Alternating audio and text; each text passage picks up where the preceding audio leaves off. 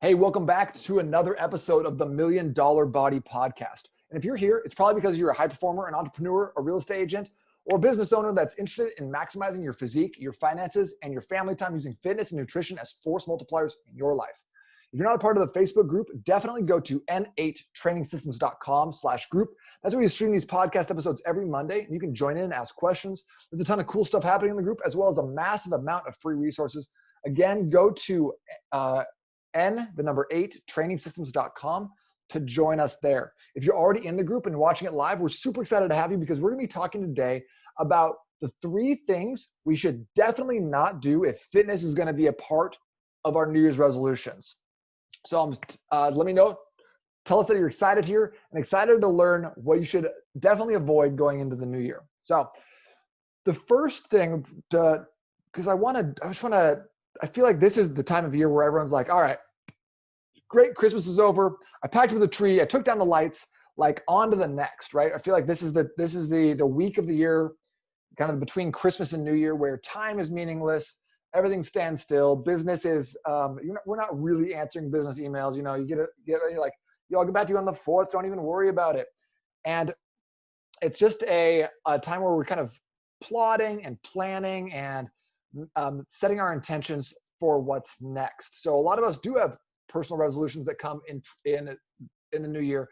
And a lot of that is like not the fact that we're necessarily looking for New Year's resolutions, but it's like, hey, we're looking for 2021 resolutions. We're getting out of 2020.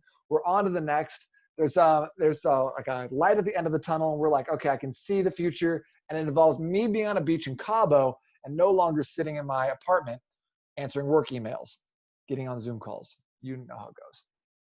So what are the 3 things that we should definitely avoid doing if fitness is a big part of our goals? So the number one, the first thing, what you should not do if you're working on fitness this new year is do too much exercise. Don't do too much exercise.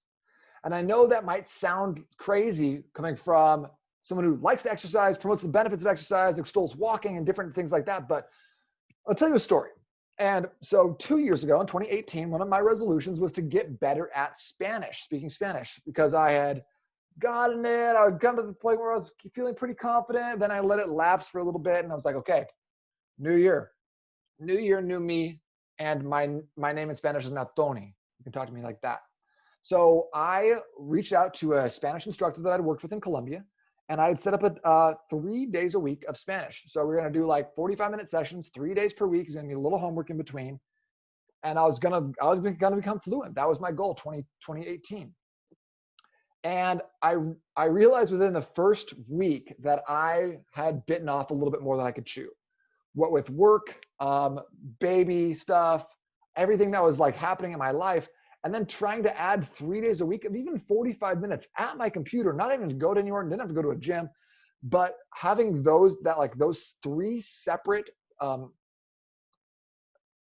times where I was going to be obligated to show up, have to have done some homework previously, and then he's going to give me some more tasks to accomplish before our next session.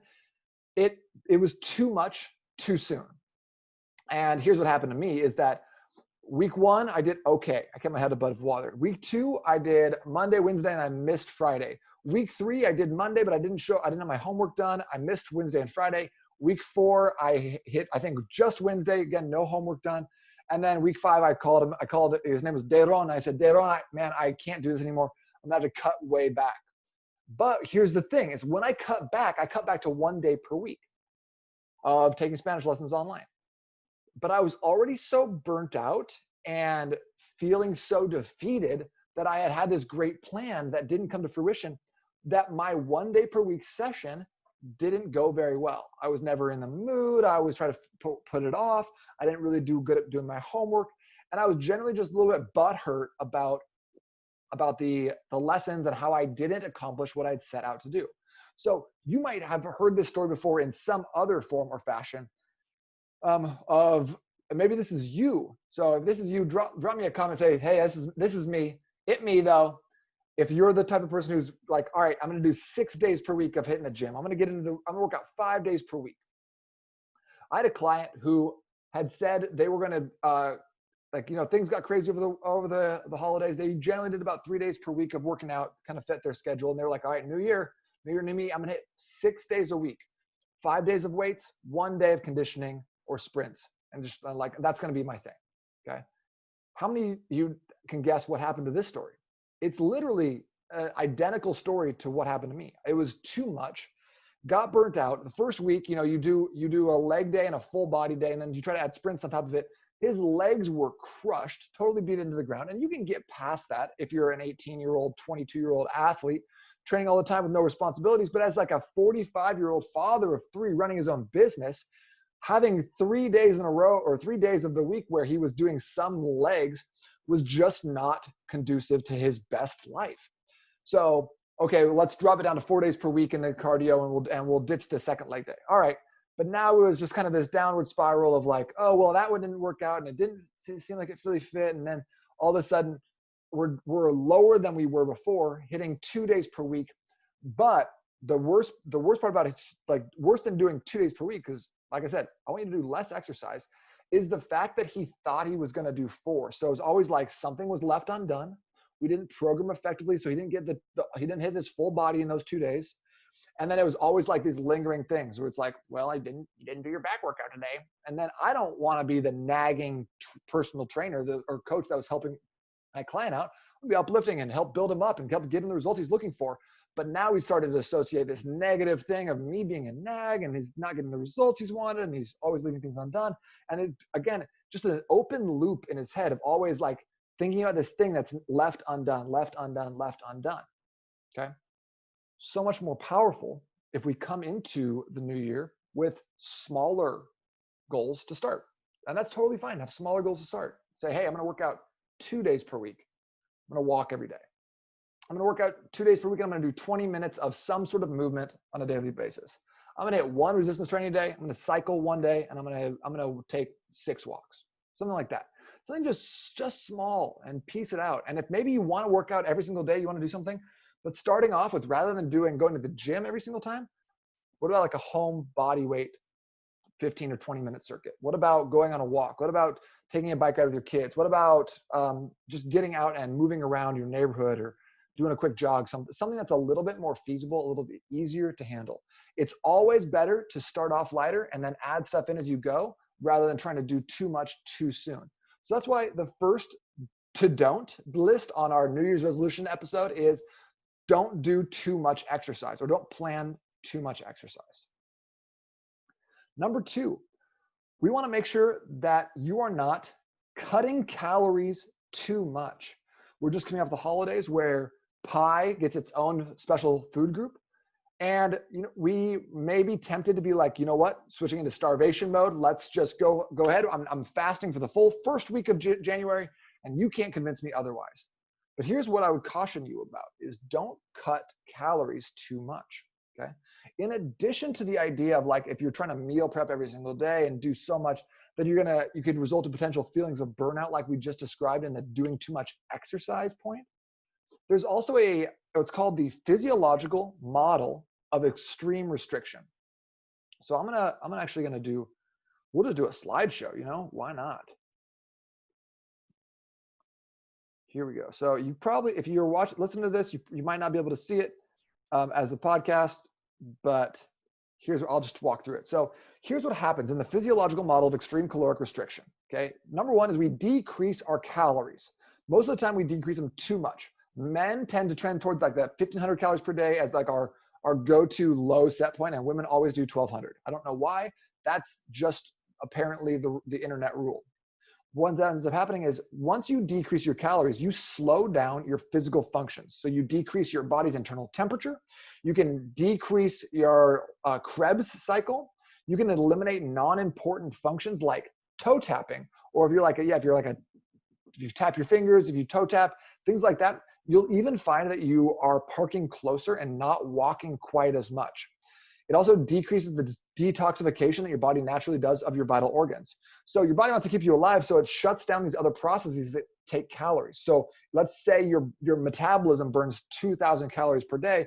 Well, if you cut your calories to 1,200, now your metabolism's like, whoa, what can we cut out? What's extraneous? So it starts burning 1,800 calories a day. Now you're in 600 calories of deficit. rather than 800 calories of deficit, and you're suffering just as much. Okay. There's a smarter way to do this. Then what happens is once you start decreasing your physical functions, your body starts decreasing your basal metabolic rate, your BMR. BMR is simply the number of calories you would burn if you just sat on the couch watching SportsCenter for 24 hours and did not move at all, or Gilmore Girls, or if that whatever you're into. I don't know. I'm not trying to judge you. Okay. So your BMR, your metabolism drops. Like I said, so you go from 2,000 calories burned per day to 1,800 calories burned per day, just at rest.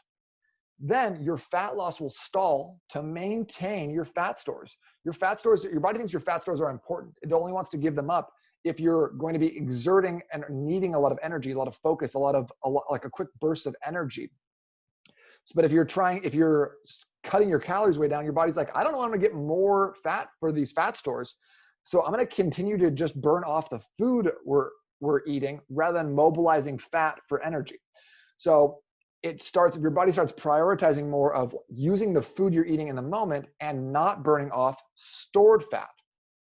So what ends up happening is we have to, in order to get results, what'll happen is you'll get results on this on a program like this, no question. But the big issue comes when the plateau starts kicking in and you have nowhere else to go. You've already done as much as you possibly can. So let's say you're trying to get from 220 to 190 pounds. You drop from 220 to 214, and then all of a sudden you're stuck there. You're between 212 and 214, and that's just where you're living at right now. Well, where do you have to go if you've already decreased your calories down to 1,500? You don't have anywhere else to go. You can add in more exercise, but if you're eating that little, your body's not going to be able to recover. It's a good recipe for injury and burnout. So don't it. Just don't it. You know what I mean?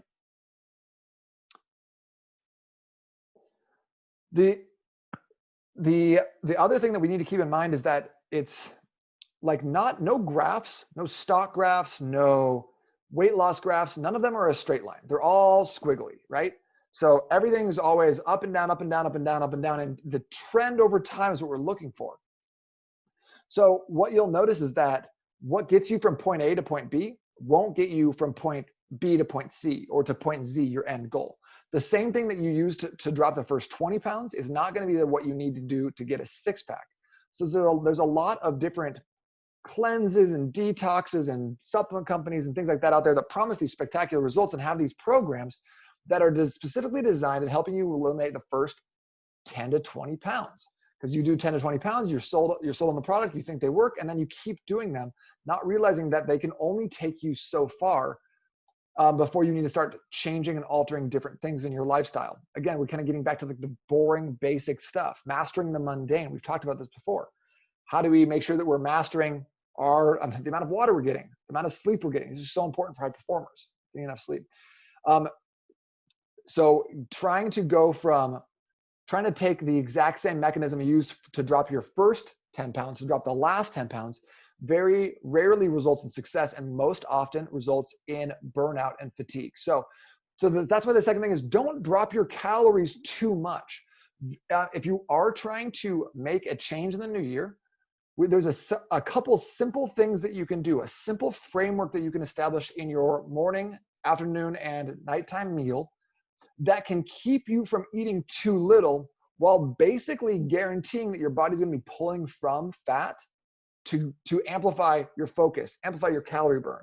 So not only will you never be hungry, you'll also be more focused, recover better, and keeping your calories high. So the goal is to keep our calories as high as possible while still dropping weight. That way we always have the ability to change something, decrease calories a little bit, dial up protein, dial down carbs, something like that. But if you go full keto, if you go full 1,200 calories, then you're literally going full potato because that's not going to work for you in the long run. And if you're like, okay, well, I'm just going to do this. I'm just going to grit it out. Just ask anyone who's done this before. There's so many people who have done, maybe not for New Year's resolutions, but have done the yo-yo. They drop the weight, they gain the weight. They drop the weight, they gain the weight. And the common factor is always doing too much too soon and doing something that's not sustainable. Listen, if you want to drop 20 pounds, it's so goddamn easy. I'll tell you right now how to do it. Number one, walk 4 miles or walk 4 hours every single day. Number two, only eat vegetables. That's it. It's so stupid easy. Anyone can do it. You're a trainer. You go online, sell your services, side hustle, hashtag side gig. But here's the thing is that program, as soon as you have a bagel, have a beer, go out and grab a slice of pizza with your friends, hell, even if you eat like 2 tacos, that weight is going to come right back and with a vengeance because it's not sustainable and you can't do it long term. There's a reason that the clients that I talk to have had the most success on my programs always say, I'm going to say, how is your nutrition going? And they go, I don't even think of it as a diet anymore. This is just the way I eat. Whereas people who are constantly up and down, on the wagon, off the wagon, gain weight, lose weight, gain weight, lose weight, are always on a diet. But if you figure out how to fit a specific framework that gives you what you need, check out the glycogen priming method for more information on this, as well as the $1 Million Body Method, dropping the book actually coming out in February, but we'll have actually a program launching in this group mid-January if you're so inclined to actually just have it all spelled out for you. And if you want it all spelled out for you, just put a little hand raise emoji below, drop a I'm in, something like that. Let me know that's something that you would like to have explicitly spelled out for you, how to develop that framework. So don't cut calories too much. Instead, develop a specific framework that fits your lifestyle and gives you the results that you're looking for without cutting into recovery, without making you feel tired and lethargic all the time, without making you do these marathon workouts or grilling tofu and sacrificing a big bowl of quinoa under a blood moon, or whatever the newest diet in 2021 is gonna be. The number three thing that you should not be doing, you should just don't it, is wait. Don't wait. Okay, the week before New Year's is a great time. It's our ramp. Okay, it's our run up. It's our time where we can get set to start doing the behaviors that we need. Meal prep, to go shopping, to get stuff aligned. Because if you start the new year and it's January 1, and you look in your cabinet and all you have is Reese's and pie crusts, you're not going to start your new diet that day, guaranteed. If you haven't signed up for a gym membership yet and you don't have any equipment in your house, you're not going to start your workout program that day. So this week is the run up. The week between Christmas and New Year's is the run up. It's the ramp we take to get to where we need to be successful in a program. You wouldn't just show up at college and be like, I'm here, teach me stuff, right? You got to get a house and you got to go buy books and you got to register for classes. And if you're me, you got to go crash a bunch of classes because you never register on time. And that's an issue we have to deal with as an adult now. So you're not going to, same thing is if you have a big project here, if this is something that you actually care about and you want to put a huge priority on for the new year, don't treat it like some half-assed thing. You're just going to run up and be like, I guess I'll just go for a run on the first. No, set a plan. Are you going to go for a run? I'm not saying that's bad. You can if you want to, but do you have your shoes? Do you have the right socks? Do you know what you're going to wear? Do you know where you're going to run? How far are you going to run? Are you going to do it the next day? Are you going to do any foam rolling? Are you going to do any recovery? Like, what's your plan? If you don't have the plan in place, at least for the first week, then you're going to burn out. You're going to run up into obstacles that are all fake. And those obstacles get created because we just did not do our due diligence ahead of time. So make sure that when you're thinking about January or the New Year's resolutions, that you don't wait. Okay. Honestly, if you get to January 1, you go, you know what? I'll wait till Monday.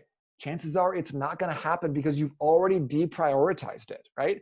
And if you're listening to this podcast or this live right now, and you're like, oh, you know what? I'll just get it done. Like the 31st. I'll get it done the 1st. I'll plan it.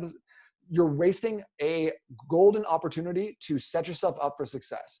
So the dad quote that I'm now, like, I think ordained to give out to people is if you fail to plan, you plan to fail, right? My dad loves saying an emergency or a poor planning on your part does not constitute an emergency on my part. So that means that when it's 8 p.m. at night and it's on the 31st and you're like, you know what I'm going to do is get some new running shoes.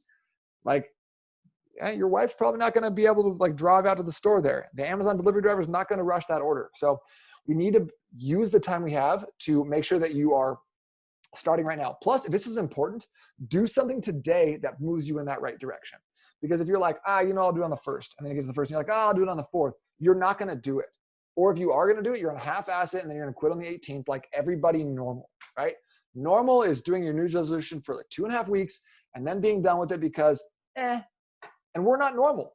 We're not normal. And being normal is not what I'm about. It's not what the $1 Million Body is about. Being normal is not having a $1 million body. It's not having 6 or 7 figure businesses. Those are not normal things. So hopefully you aspire for greater than normal, because that's what this community is all about. That's what everyone like who's really striving to build up their body, build up their finances, build up their relationships and family time in 2021. That's what we're about, is not being normal, not being average, not just taking life as it comes to us, but asserting ourselves and making like happening to life. I want you to be a force that happens to the people around you, that happens to the life around you. And that doesn't come from just showing up and being reactive. We are proactive and we set a plan and we execute on it. Okay. So shameless plug right here, the $1 Million Body Method, the program is a 4-week program. It's going to be launching this January 18th. Okay. Kind of preempting for the book. Do you need to wait till the 18th to start doing anything? No, go for a walk, set up a plan, start doing something, start seeing those results early. But join us on the 18th if you want a fully laid out, fully structured program. And then, oh, by the way, I'll give you a signed copy of my book because I love you. So the 3 things, just to reiterate, here's what we're talking about is, number 1 is doing too much exercise. Don't plan 6 days of exercise if you haven't done 3 days in the last year. Number 2, cutting calories too much. Don't toss in everything, all your tricks. Don't do a 1,200 calorie intermittent fasting keto diet because that leaves us with nothing else to add into that. So once you hit your first plateau, and plateaus happen, we have nothing else we can do to improve your state. So start off slow, increase your exercise a little bit, and just keep it rolling. And number 3, don't wait. Don't wait until January. Don't wait until the 4th. Don't wait until next week. Don't wait until it's convenient. Don't wait until life is less busy, because here's a fact for you. It'll never be less busy. And just when you think it's going to be less busy, something's going to happen. Something's going to pop up. Family emergency. Something in your life is going to become crazy again, because life never gets busy or less busy. Okay? So don't wait. Start now. Set the plan and then execute like someone who's not normal. 2.5 weeks is the standard. The standard. It's the basis. It's the average for New Year's resolutions. Screw that. Let's go big this year. Okay, guys, 2020 is almost behind us. I don't know what 2020 has in mind, but I'm going to exert myself on 2021, and I hope you do the same. Last week, our guest was Isaac Ho. So if you want to check that out, he had a great episode on talking about if you've never gotten the results in your fitness that you're looking for, that could be a reflection of you not asking yourself a specific question. Check that episode out. But also, Isaac had challenged me to do something interesting at the end. He said, end with a quote that you feel like sums up your mentality, then the $1 Million Body like mindset. Okay, and so I want to leave you guys with this. Babe Ruth said this: "You just can't beat the person who never quits." You just can't beat the person who never quits. Okay. I'm looking forward to seeing you guys in 2021 for the most consistent, badass, proactive year of your entire life. Have an amazing day.